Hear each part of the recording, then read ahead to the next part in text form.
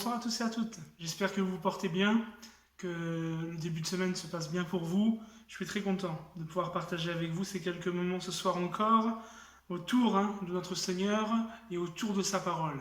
Ce pain de vie qui nourrit notre âme et qui nous permet mais, d'avoir la force d'avancer spirituellement chaque jour.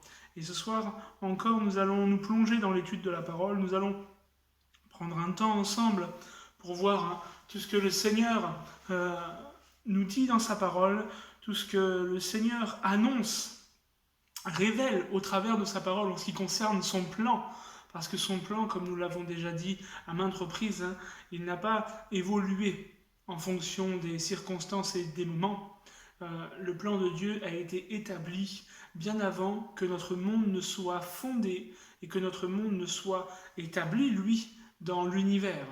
Et l'œuvre de Dieu a été prévue d'avance et tout ce qui a été accompli par Dieu l'a été au moment opportun, convenable, lorsque lui le voulait.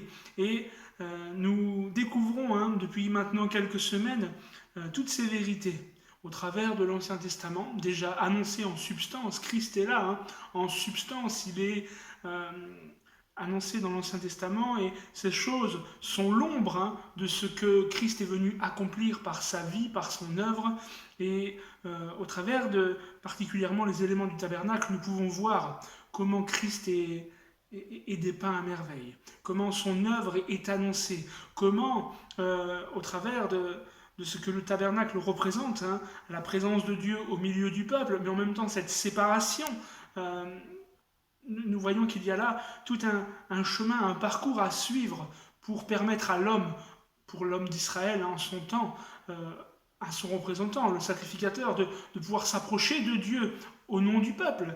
Mais il devait suivre un chemin, il devait suivre les étapes. Et Christ a dit, je suis le chemin. Christ a dit, je suis la porte. Nous avons parlé de la porte, cette porte du parvis. Nous avons parlé de l'autel de sacrifice. Nous avons parlé de la cuve d'airain. Nous avons parlé de l'intérieur du tabernacle. Nous avons parlé des 3 premiers meubles que nous avons découverts dans la première partie du tabernacle, le lieu saint. Et aujourd'hui, ce soir, nous ne sommes plus dans la première partie du tabernacle. Nous ne sommes plus dans le lieu saint, mais nous sommes dans le saint des saints, dans le lieu très saint, là où il n'y avait qu'un meuble, derrière un gros voile, et nous en avons déjà parlé de ce gros voile, ce voile qui marquait la séparation entre le lieu saint et le lieu très saint, ce voile qui est ce voile que Christ a permis de déchirer par sa mort à la croix. Le voile du temple a été déchiré de haut en bas, et il y a maintenant une nouvelle route qui nous est tracée, qui nous permet de nous approcher au plus proche de Dieu. Et au plus proche de Dieu, nous sommes dans le lieu très saint, nous sommes dans le saint des saints, et nous sommes face alors à son trône. Et nous sommes, en ce qui concerne le tabernacle, face à l'arche de l'Alliance. Et l'arche de l'Alliance servait, c'est vrai, comme base pour le trône de Dieu, parce que c'est là que par la nuée, il descendait pour rencontrer Moïse, et en même temps qu'il permettait cette rencontre avec le sacrificateur. C'est la base du trône de Dieu quand il règne sur les chérubins, au milieu des chérubins qui sont sur le propitiatoire, le couvercle de l'arche. Mais nous sommes là dans le Saint des Saints, face à ce seul et unique meuble. Ce n'est pas un gros meuble, et il est composé de 2 éléments, le coffre et le couvercle, tous 2 faits de bois d'acacia, mais recouverts d'or pur. Là aussi, nous voyons qu'il y a une continuité, nous voyons qu'il y a ce même processus tout au long de la fabrication, de la mise en place des éléments du tabernacle, le bois d'acacia, l'or pur. Et nous sommes maintenant, non plus dans le lieu saint comme je viens de le dire, mais dans le lieu très saint. Et pour nous, le voile, plus besoin de le lever, mais il a été complètement déchiré parce que Christ a tout accompli. Christ a tout accompli à la croix, on le lit dans l'évangile de Jean, chapitre 19, verset 30, il s'écria, tout est accompli. Et si tout a été accompli, il n'y a plus besoin d'accomplir quoi que ce soit d'autre, puisque Christ a tout accompli, pour nous permettre à nous, à vous, à moi, et à chaque homme, chaque femme de chaque génération, depuis cette œuvre de rédemption à la croix, jusqu'à ce qu'il revienne, de pouvoir s'approcher de Dieu.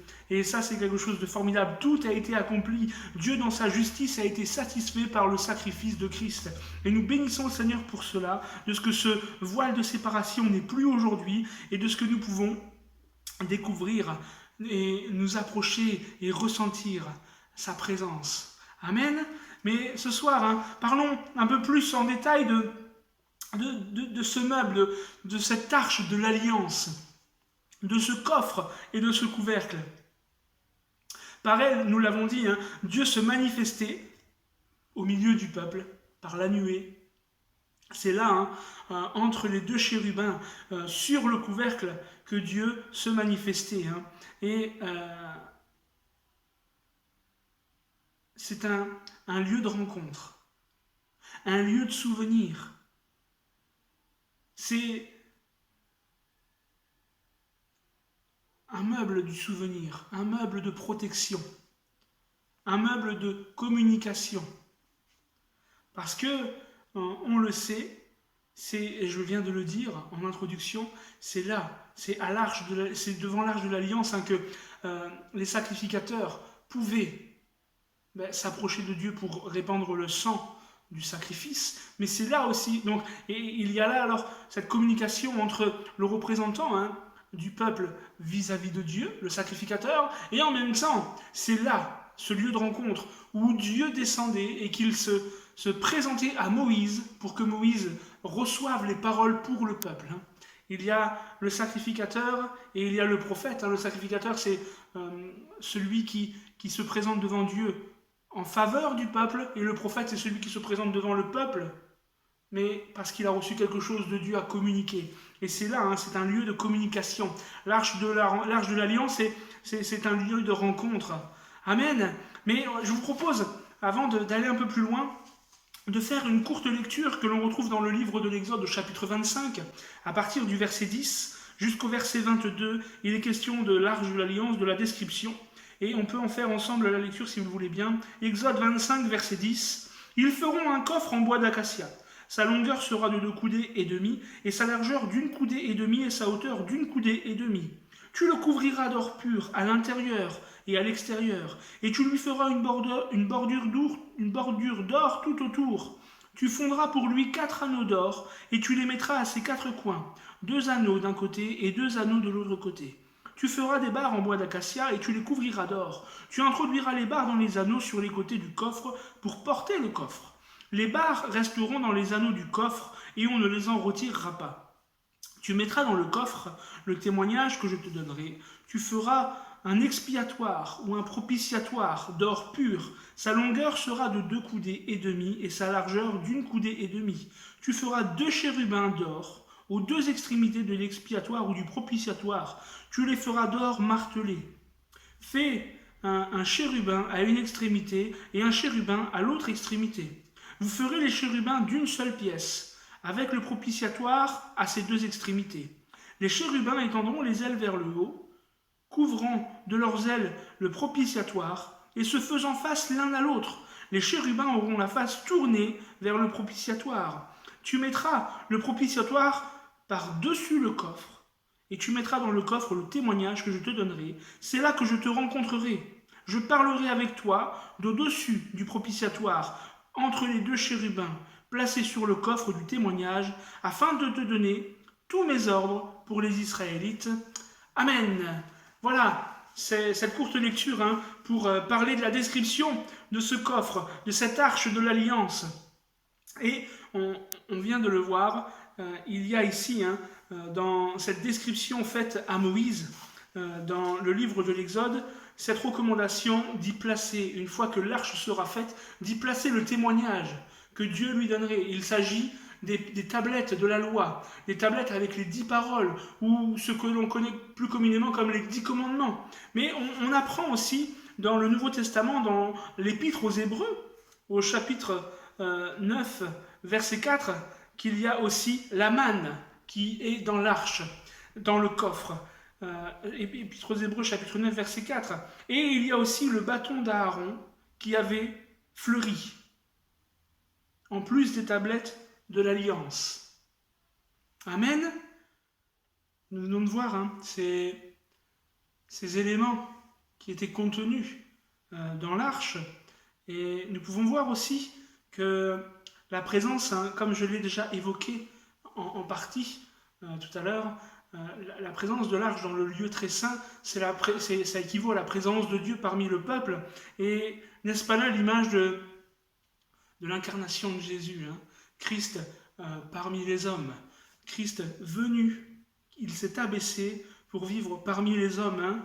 Et si maintenant on prenait un petit peu de recul et que l'on essayait de regarder avec cette vue d'ensemble, hein, sur tous les éléments du tabernacle, sur ce que le tabernacle représente, on s'aperçoit bien que il y a, comme je l'ai dit tout à l'heure, un chemin à suivre, hein. Pour s'approcher de Dieu, il nous faut suivre le chemin que Christ a tracé. Il nous faut passer par les étapes de ce qu'il a établi pour nous permettre de nous approcher de Dieu. Et il nous faut passer par le chemin. Jésus a dit: je suis le chemin, la vérité et la vie. Nul ne vient au Père que par moi. Et en même temps, quand on prend du recul et que l'on voit les différents meubles, que l'on voit la charpente, etc. du tabernacle, on s'aperçoit que les choses sont faites en grande partie avec du bois d'acacia, comme l'arche a été faite en bois d'acacia, recouverte d'or, hein. Et on voit bien qu'il y a une uniformité dans le travail, dans l'assemblage, le bois d'acacia recouvert d'or, hein. Et c'est bien là une œuvre, hein, une œuvre qui a été accomplie par Christ dans sa chair, lui le Fils de Dieu, lui qui est Dieu, hein. Il est venu accomplir toutes ces choses. Ça nous parle, hein, toutes ces choses, et même le chandelier, parce que le chandelier n'était pas fait de bois, c'est vrai, c'était une pièce d'or, mais hormis le chandelier qui était fait que d'or pur, tout nous parle de la personne de Christ, hein. Tout nous parle de sa personne et de son œuvre en tant qu'homme et en tant que Fils de Dieu, en tant que Dieu. Et nous sommes émerveillés de voir ces choses, de voir le plan, de voir la façon de faire de Dieu pour notre salut. Et nous le bénissons ce soir encore de cette œuvre de réconciliation. Nous le bénissons ce soir encore de ce salut parfait et merveilleux qu'il nous a acquis à la croix. On pourrait se poser, hein, en plus, cette autre question. C'est un symbole, une image de la présence de Dieu parmi le peuple, parmi les hommes. C'est Christ qui s'est fait chair, hein, Dieu parmi les hommes. Mais je l'ai déjà cité tout à l'heure en parlant que c'est un meuble qui servait aussi à la préservation. Un meuble qui servait à la préservation des éléments. Notamment, lorsque Dieu le dit à Moïse, c'est pour préserver les tables de la loi. Mais on voit bien que ça préserve... c'est là le but d'un coffre. Le but d'un coffre, même encore aujourd'hui, on met les choses précieuses ou les choses qui ont une valeur importante pour ceux qui en ont, bien évidemment, mais dans un coffre, ou alors à la banque, il y a les coffres, il y a les coffres pour les choses précieuses, mais c'est là pour préserver ce qui a une importance. Et quand on regarde même dans l'histoire biblique, il y a eu l'histoire, hein, d'un homme et de sa famille, l'arche de Noé. Cette arche, ce coffre en bois, cette arche en bois était là pour lui préserver sa vie et préserver la vie de tous ces animaux, hein, en couple mâle et femelle. Il y a eu le coffre, le coffre de Moïse, qui lui a servi pour préserver sa vie. Et il y a le coffre, hein, de l'Arche de l'Alliance qui est là pour préserver les éléments qui servent de témoignage vis-à-vis de Dieu et de l'homme, les éléments de cette alliance contractée, conclue entre Dieu et l'homme. Et l'Arche de l'Alliance est là pour préserver cette alliance conclue avec le peuple, hein. On retrouve ça notamment dans Nombre 10.33, Deutéronome 31.9, et on sait une chose, quand on lit, hein, la parole de Dieu, quand on lit l'Épître aux Hébreux notamment, c'est un chef-d'œuvre, hein. L'Épître aux Hébreux est très enrichissante comme toute la parole, hein. Et je vous encourage à lire toute la parole, mais lisez peut-être particulièrement cette semaine, si vous avez le temps, l'Épître aux Hébreux, parce qu'elle nous parle de la supériorité de Christ sur tout ce qui a été établi au temps de la première alliance. Tout ce qui a été établi au temps du peuple juif lorsqu'il vivait sous la loi.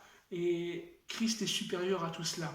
Et on apprend dans le livre dans l'Épître aux Hébreux, au chapitre 7, verset 22, que Christ est le garant d'une alliance plus excellente. Et il est le garant d'une alliance plus excellente. Et au travers de cela, au travers de ce mot garant, il est question de sécurité. Et Christ est celui qui préserve, il est celui qui garde en sécurité cette alliance qui est contractée entre Dieu et nous ce soir. Et cette alliance, elle est éternelle. Cette alliance, elle est éternelle. Et cette alliance, rien ne pourra la changer, rien ne pourra la modifier parce que c'est Christ qui la préserve, il en est le garant. L'arche devait préserver, garantir les tables de la loi, comme nous l'avons dit tout à l'heure, afin que le souvenir de ce que Dieu a énoncé comme principe, comme précepte, comme ordonnance, comme commandement, pour que le peuple de Dieu, le peuple d'Israël qui a été choisi, puisse vivre en fonction des attentes de Dieu. C'est ça, les tables de la loi. La loi, c'est la façon de marcher, la façon de vivre qui est établie, donnée au peuple pour vivre en fonction des attentes de Dieu. Et ça devait être préservé dans l'arche de l'Alliance. Et je disais là, juste à l'instant, que Christ est le garant de cette alliance plus excellente, mais c'est aussi le garant, le protecteur. Christ est le garant, le protecteur de la parole. Lui, il est la parole faite chair. C'est vrai. Mais dans l'évangile de Matthieu, au chapitre 5, il s'est engagé à préserver l'intégrité de la parole. Tant que le ciel et la terre ne passeront pas, il ne disparaîtra pas un seul trait de lettre ou un seul iota de la loi, un seul iota de l'écriture. Et Christ s'est engagé à préserver la parole, à la garder, à ce que pas un seul trait de lettre, pas un seul iota, la plus petite lettre de l'alphabet, ne disparaissent. Jésus s'est engagé à préserver l'intégrité de la parole. Et nous découvrons là le sens typologique, le symbole de l'arche vis-à-vis de Christ. C'est vrai que, nous l'avons déjà dit, c'est Christ qui s'est incarné. C'est Christ qui préserve l'alliance. C'est Christ qui préserve la parole. Et il y a là vraiment tout un symbole qui doit nous parler. Quand on regarde un petit peu l'histoire du peuple d'Israël, avec cette relation à l'arche qu'il devait avoir, l'arche devait être devant le peuple, portée par les Lévites, mais devant le peuple. Chaque fois que le peuple se mettrait en marche pour aller de station en station, c'est l'arche qui devait être devant. C'est l'arche qui devait les guider. Et dans cette arche, il y avait les tables de la loi, il y avait donc la parole donnée. Quel symbole? Christ, Christ qui est la parole faite chair, Christ qui s'est engagé à ce que la parole ne soit pas modifiée, changée. La parole est restée telle qu'elle parce que il s'y est engagé et il a tenu parole parce que Christ est le Fils de Dieu, il est vrai, il a dit je suis le chemin, la vérité, la vie. Et l'arche devait marcher devant le peuple et il y a là tout un symbole. Christ, la parole, doit être la priorité dans nos vies afin de suivre les directions de Dieu, afin de nous mettre en marche quand Dieu nous dit de nous mettre en marche, afin de nous arrêter quand il dit stop. Quand on regarde un peu la conquête avec Josué, quand ils font le tour des murailles, il y a l'arche qui est devant avec, c'est vrai, les musiciens et celui qui va sonner dans le qui va souffler dans le chauffard, mais l'arche est devant. Et c'est quand on laisse Dieu être devant dans nos vies. C'est quand on laisse la parole être devant le plus important, l'essentiel de nos vies, alors que l'on peut voir de grandes victoires s'accomplir, que l'on peut voir des murailles que l'on pensait inébranlables être réduits en tas de ruines. C'est alors qu'on peut voir l'impossible devenir possible. Mais il nous faut laisser la parole, l'arche, il nous faut laisser Christ être devant. Dans l'arche, nous avons découvert aussi qu'il y avait ce vase contenant la manne. La manne, c'est le pain qui est descendu du ciel pour les Israélites, les Hébreux, lorsqu'ils étaient en train de marcher dans le désert. Dieu a pourvu. Il y a là aussi cette image de Christ, hein, c'est le pain de vie qui est descendu pour nous. Et on retrouve ça dans l'évangile de Jean, hein, chapitre 6, verset 48.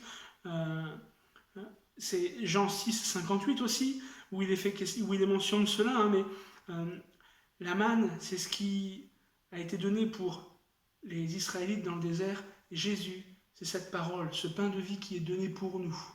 Il y a cette image, hein. La manne annonce aussi le pain brisé, rompu pour nous.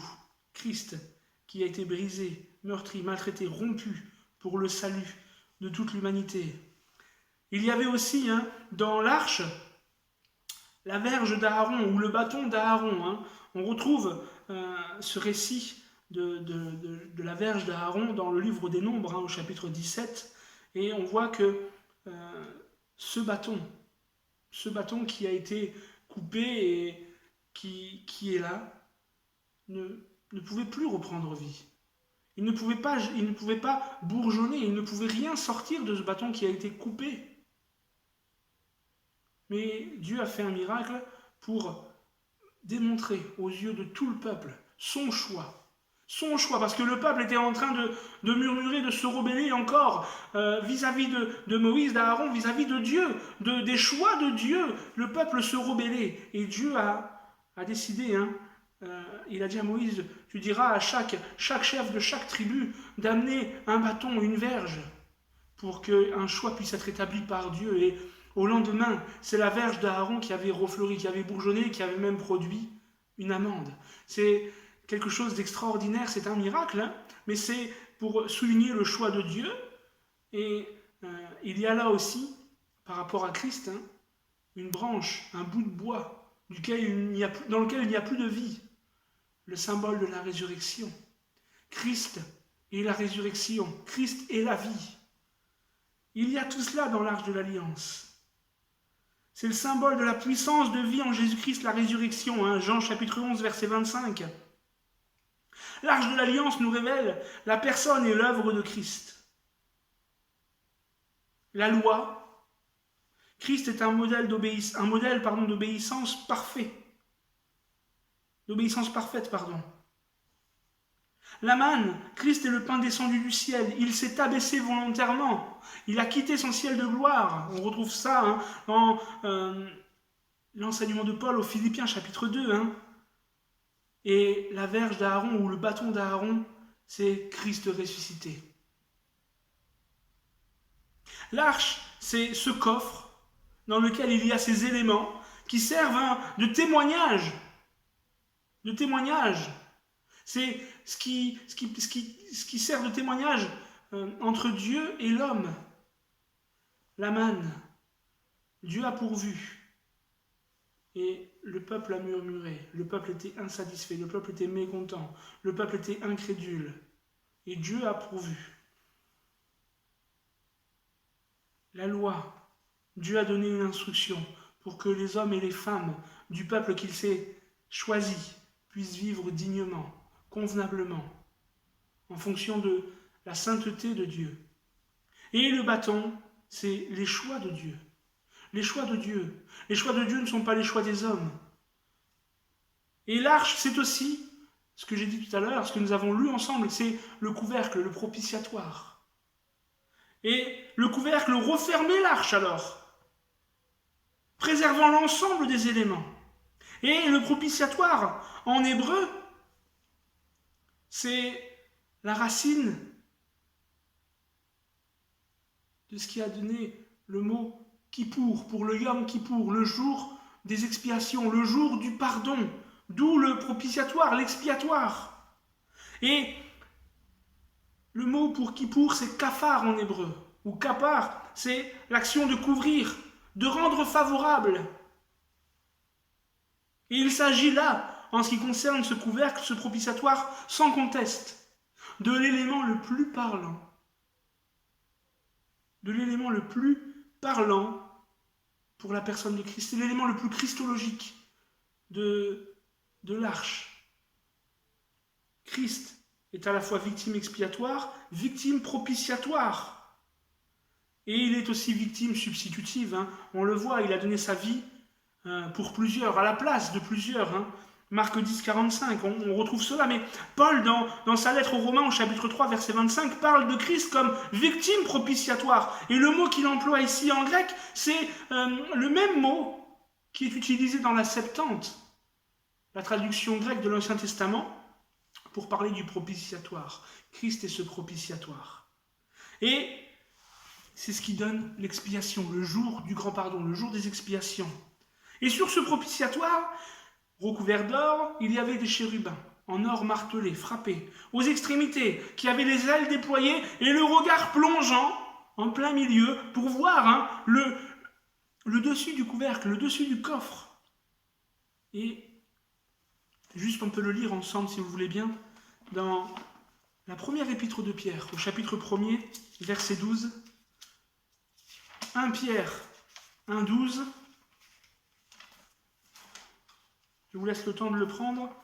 1 Pierre 1, 12, il nous est dit « Il leur fut révélé que ce n'était pas pour eux-mêmes, mais pour vous, qu'ils étaient ministres de ces choses qui maintenant vous ont été annoncées par l'entremise de ceux qui vous ont communiqué la bonne nouvelle avec l'Esprit Saint envoyé du ciel. Et c'est en ces mêmes choses, que les anges désirent plonger leur regard. » Il est question de l'œuvre accomplie, du salut accompli gratuitement pour nous par Christ.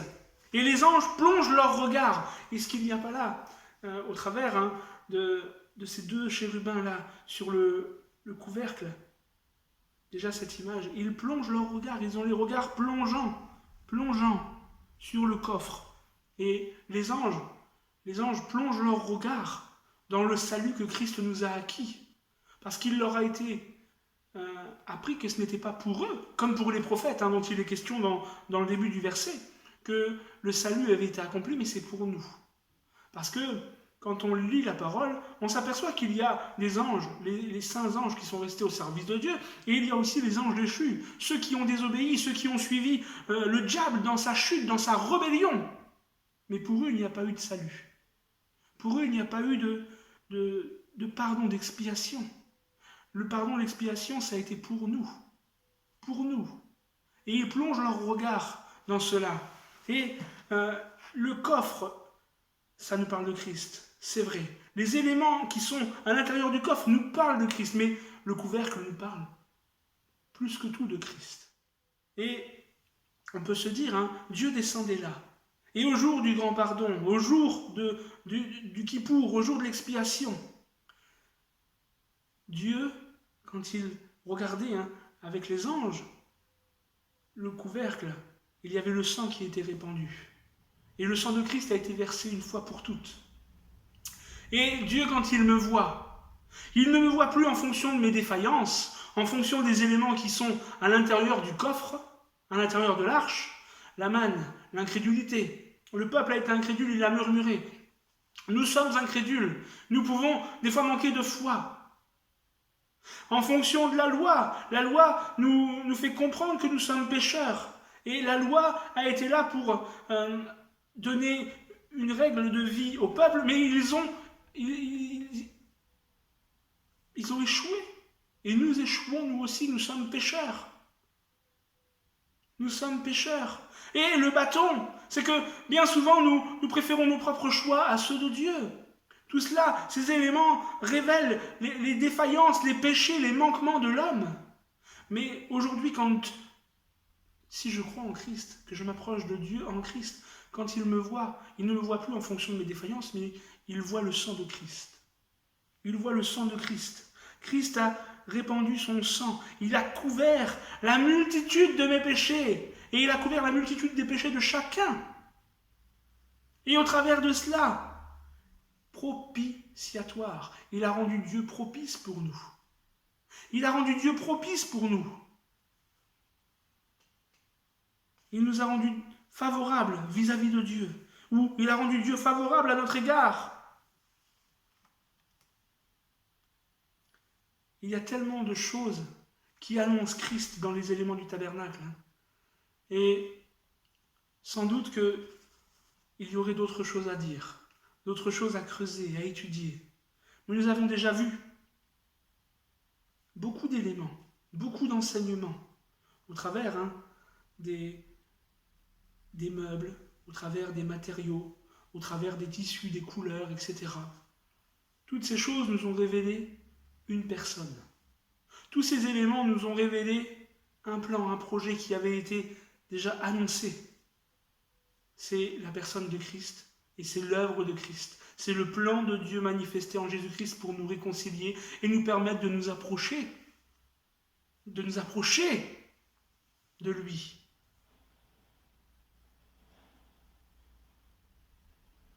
Que le Seigneur soit béni. Que le Seigneur soit béni et que ces éléments que nous avons découverts ensemble puissent nous travailler, que ça puisse faire son chemin dans notre compréhension. Et avec l'aide du Saint-Esprit, que nous puissions être marqués, que nous puissions avoir l'intelligence qui s'ouvre, le regard qui s'ouvre, pour comprendre les choses et avancer toujours plus dans la compréhension, afin de mieux servir le Seigneur. Amen. Voilà mes frères et sœurs, que le Seigneur nous bénisse, que le Seigneur prenne soin de vous, qu'il vous soutienne, qu'il vous aide, qu'il vous garde. Et je vous dis à tous et à toutes, à très bientôt.